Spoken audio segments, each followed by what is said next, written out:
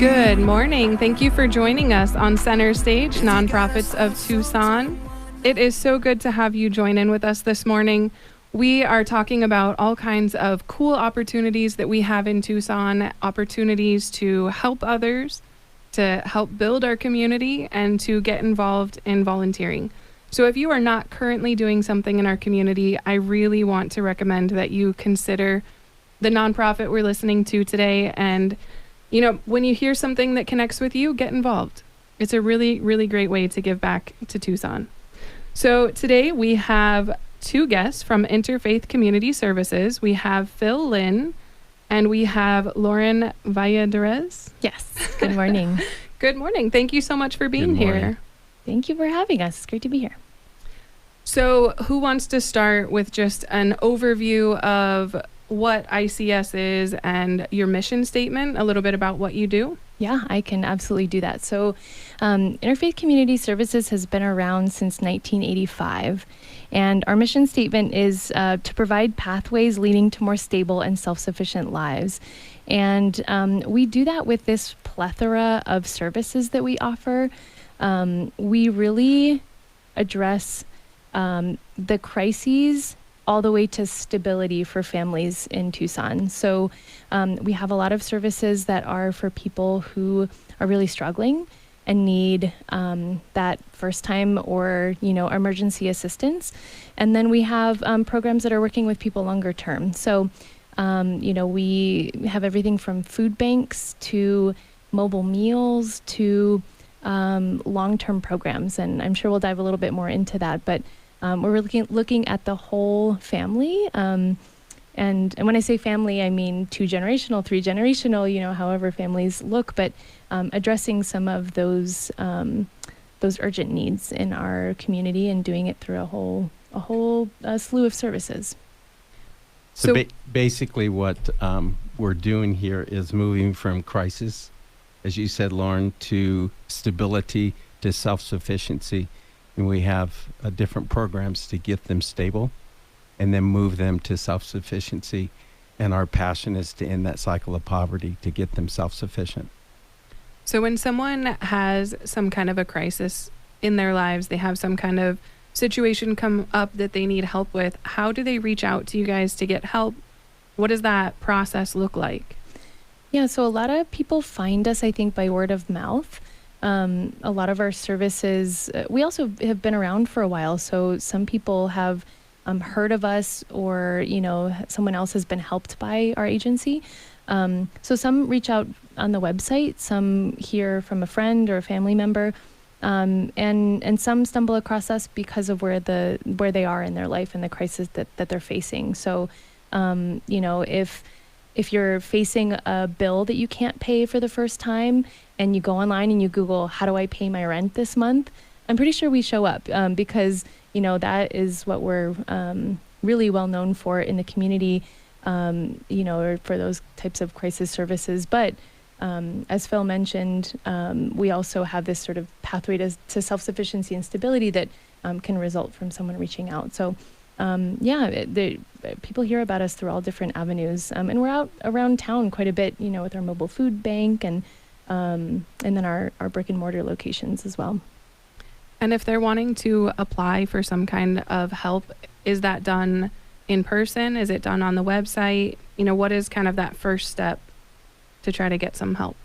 I'd say it depends on the type of service that someone may be looking for.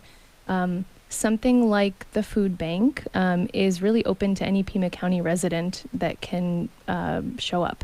So whether someone's in a car or walking, they can go through our brick and mortar food banks or any of the locations where our mobile food banks show up. And for that, all you need is an ID and proof of Pima County residency for the first time. And then after that, you can go up to twice a month, every month, to the food banks. If it's something like senior services, so this is a whole wing of our organization that really works with seniors to remain independent in their homes. That type of service, someone has to get qualified for. So there's no income qualification per se, but those services are built to help people remain in their homes, remain independently living in their homes. And so, there's a sort of an application and just an evaluation process to make sure that we find the right individuals there. If we're talking about our longer term programs, like for stability and self-sufficiency, there's an interview process, there's an application process, and there's, quite a screening process to be able to get, the individuals that are right for those programs. So it really depends on what you're talking about, but yeah. So you mentioned the food bank and the mobile food bank. And the senior services. What are some of the other opportunities that you are offering? So we have kind of these 4 pillars at ICS of service. One is emergency and crisis management, and that includes the food bank and rent, utility, help with bills, emergency financial assistance. So someone finds themselves in a bind, maybe they lost a job and they're struggling to pay the bill. That's where those types of services come in. The second pillar would be senior services, as I mentioned. So mobile meals delivered to someone's home, visits to someone's home. Again, these are the services to help keep someone independent in their home. Wellness checks, having someone call or show up every day or once a week to be able to check in on somebody. Business help or let's say we had a client that needed help reading her mail every Saturday because her vision was not great. So we had a volunteer that would show up every Saturday to read her mail. Visiting someone in their home. So those are kind of our senior services, and that's maintenance to keep someone, again, from having to move somewhere else and keeping them in their homes.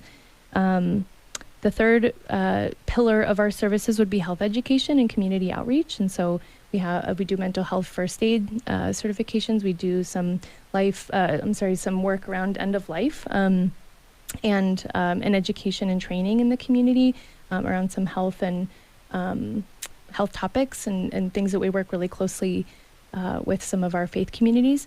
And then, of course, the fourth pillar is self-sufficiency. And so that's where once someone's moved past crisis mode, we can talk to them about financial literacy. We can talk to them about, building a network of support around themselves and building community. And we can talk about coaching, and we can talk about, how to navigate education to be able to provide a better income and find a better job and things like that. So, that includes workforce development and this coaching component of everything that we do, and really intensive case management and a lot of financial assistance to sort of help people get to the next step and often a more stable family and reality for themselves and their loved ones. So we offer a lot of different services and programs, and we make it very simple that we have one phone number. We have 4 different offices across the city, but we have one phone number, and they can make that phone call, and they'll be assigned to a specialist and then to a case manager to make that assessment to determine what would be the best way for us to serve them. So they don't have to know everything, and then when they call us, they need to be able to say specifically what they need. We're going to help them process that with our case manager. And what is that phone number? It's area code 520-297-6049. I will have you give that to us again at the end of the show. So anyone who's listening and didn't get to write that down, we will talk about that again in a few minutes. For the services that are being provided, are these all free of charge to the clients that are coming to you? Are there any programs where they are paying for some of the services? How does that work? Correct me if I'm wrong, Phil, but the only service that someone may pay for are mobile meals. So of all of the services that we offer at ICS, everything is free. We really are here in the community for people who are struggling.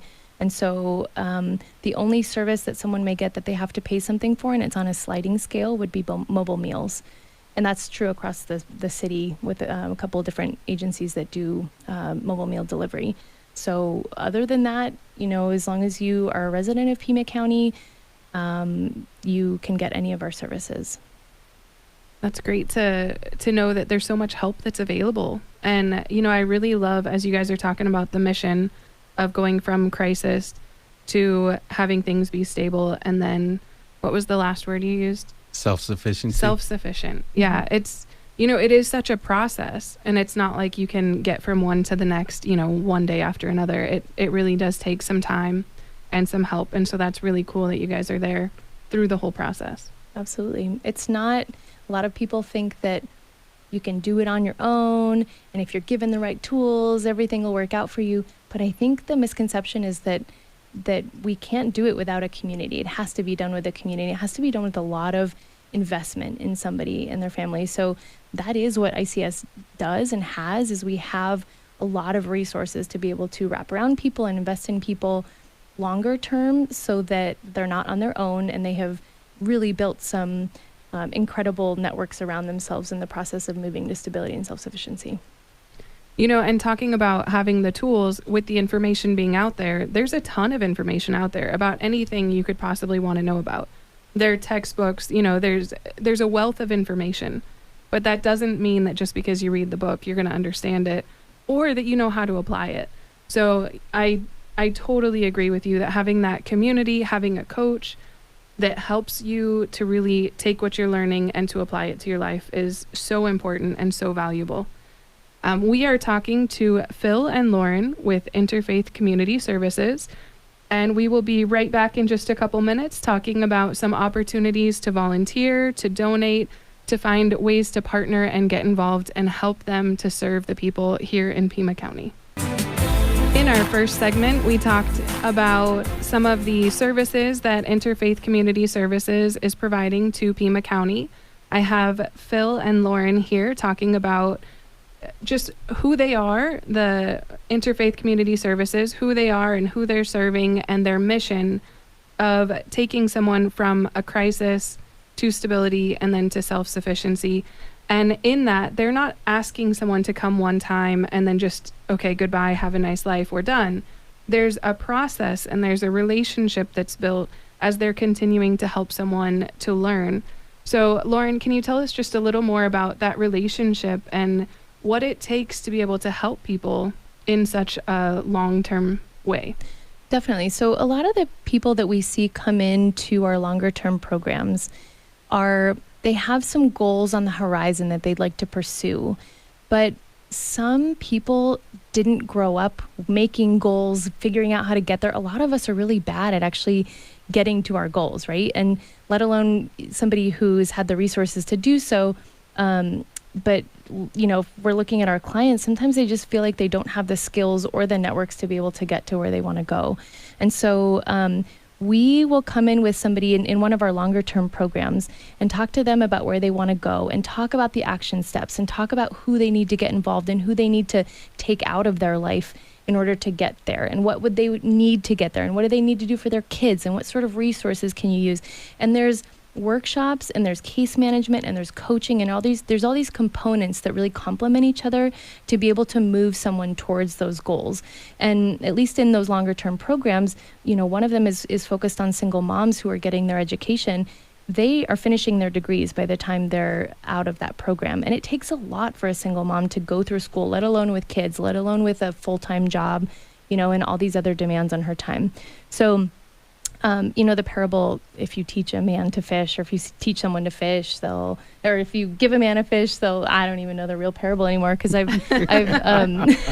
twisted it so much. But, you know, when someone says, you know, you can give a man a fish or you can teach him how to fish, I always say, well, yes, but you also have to give them the fishing rod, their first fishing rod, and you have to show them which bait works best, and you have to show them the part of the lake where the fish are biting, and then you have to invite them over to your house to cook them their first fish so they know how delicious it is. It's more than just the teaching. We really love teaching everybody everything, but it's so much more than that. It's hand-holding, it's showing, it's modeling, it's all these things that are included in that, and that's what these programs are doing. They're not just a one and done, here's some money and here's how it works, go into the world. It's like, we're gonna show up with you at every step so that you can actually get to where you want to go. And for some people, that's really huge because they don't have those resources or those people or those communities around them to be able to do that. Well, and being able to do that, I mean, that is a lot to take someone through so many different things. It takes a lot of time and it takes a lot of resources, like you said, financial, especially if they're needing help getting back on their feet. So what does that look like as far as donations that you need? How could someone make a donation, physical items or monetary donations? And then also just the time that it takes to help someone through all of this. Where are there places where people can come and volunteer to be part of that process? We have, I think it's about over 140 volunteer positions. We are very much volunteer driven. We have over 1,100 volunteers. Wow. So we have a lot of opportunities to serve, and it's really easy to become a volunteer with us. You just go to our website, icstucson.org, and you can sign up. The first step is to go through an orientation session. And at that orientation, you're going to learn all about the different ways to serve. So you don't have to know how you want to serve before you go to the orientation, or you don't even have to sign up and make the commitment. It's just come to the orientation. We'll show you what we're about. We'll show you the different opportunities. And there's multiple ways to serve, all the way from serving in our food bank to delivering mobile meals to friendly transportation. You can even work from your own home. And we have volunteers who make phone calls to our seniors, wellness checks, friendly conversations. We have our desires to enable that senior to be able to live independently as long as they can in their own home. And many of these seniors have no family in town, so we become their family. And that volunteer makes a significant input into their lives. So multiple ways to volunteer, all the way from what Lauren was talking about with workforce development.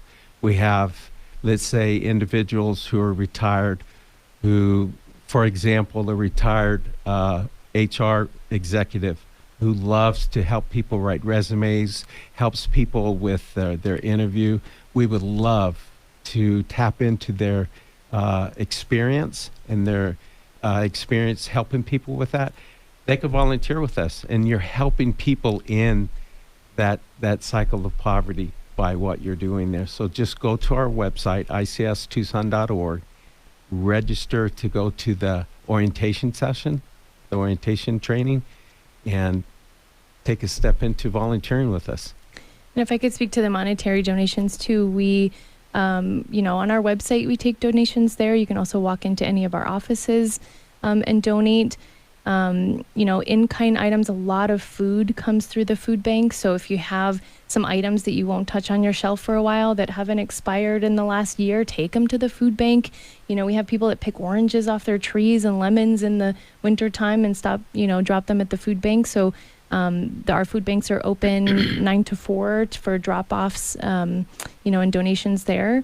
And then again, financial donations are accepted at any of our offices and online. So any generosity that that our community is feeling for helping individuals, get through hard times and into stability, they are welcome to come see us. It's a beautiful opportunity this time of the year to attend our annual fundraiser called Empty Bowls, and that is March 2nd. You purchase a ticket for $35. You actually get a bowl that was created by a local artist. Oh, so cool. It's not just a bowl that we bought at Costco. I mean, it's from a local artist. You get to taste soup, and bread, and we have a silent auction, so they have an opportunity to look at different paintings, what else is at the silent auction? All kinds of earrings and statues and, wonderful things that our community donates to do with the silent auction and raffle. And the raffle. That's March 2nd. They could go to our website, purchase a ticket.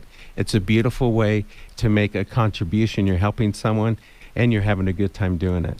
Or you can become what we call a super. So it's SOUP, super, because it's about soup. A super sponsor for $500. Then you get to go early. You become a VIP with us. You get to go early into our the Empty Bowls event. But go online. You can donate money through our Empty Bowls and experience just a really fun time. We had probably about 1,200 people attend last year. Wow. So it's a lot of fun. And the tickets sell out every year, so definitely get them early. Yeah, it sounds like it. You've got just a little bit over a month to get those tickets, and then that'll be it. So I have to just jump in because I always love opportunities where families can get involved in volunteering and trying to be part of what the nonprofits are doing. And so I like to mention with the food bank, you already said, you know, if you're going to find something on the shelf, make sure it's not expired or about to expire. You wouldn't want to be given only expired food. I mean, you're going to want something that you know is safe and safe for your family. And so making sure you're doing that. And then my personal favorite is going and checking what's on sale when you go to the grocery store, walking your kids through and saying, hey, these items are all on sale. Why don't we pick some to go take to the food bank? And making them part of the process so that they understand what you're doing and why you're doing it. And so that then as they're growing up, they're more likely to take care of other people in their lives and to be part of giving back to the community. And I mean, I don't know if there are any other opportunities that you can think of right off the top of your head as I'm putting you on the spot. But anything that kids can do and that families can do together, I just think is so important for the kids as well as the people who are receiving it. Well, actually, in February, we're doing a food drive called Lots of Pasta. So our goal is to get 5,000 cans of tomato sauce. I guess that's called pasta, right, Lauren? That's the sauce part anyway, yeah. The sauce part. And 5,000 bags of noodles. So a family can literally go and purchase the noodles and the cans. It needs to be cans, not jars. Bring them to ICS, and they're going to be part of something much bigger. So we're looking at 5,000 cans of pasta and 5,000 bags of noodles, and so they get to be a part of that. It's a beautiful way to feed a family. You can feed a family of 5, I think, for $5 with noodles and spaghetti. I would also like to say, too, I love that you're talking about community service as a family and involving kids when they're young, because we need more generous citizens in our community that are thinking about others from an early age. And so that's a great way to do it, the way you mentioned. We also, the food bank, if you volunteer at the food bank, whether it be temporarily or you get on as a proper volunteer, we do have volunteers that will bring their teenage children with them. Boy Scouts, Girl Scouts, just, someone who maybe works at home and wants to bring their middle school or high school age child. So that is an opportunity for families to do together. We also have seen families that get involved with mobile meals, delivering meals to seniors. So, and a lot of who I've seen most doing it is stay-at-home parents who are looking for a way to show their kids some community service. So they will take the meals and deliver them to the different seniors, and it's a great opportunity for kids to start seeing at a young age how they can help others in the community. I love that there are so many opportunities, and we are running out of time, but I do want to just mention there are opportunities for groups and organizations. You mentioned like Boy Scouts and Girl Scouts, but if a group is interested in partnering, there are opportunities for that. Of course, you could buy a table and sit together at the event on March 2nd. So keep that in mind. Can you give us the phone number one more time? 520-297-6049. And thank you so much, Phil and Lauren, for being here from Interfaith Community Services. I also want to say thank you to our sponsors, Right Way Heating, Cooling, and Plumbing, and Indy Realty. If you use our sponsors, please let them know that you heard about them on the Center Stage Nonprofits of Tucson show. And we'll be back next week with more exciting things happening in Tucson.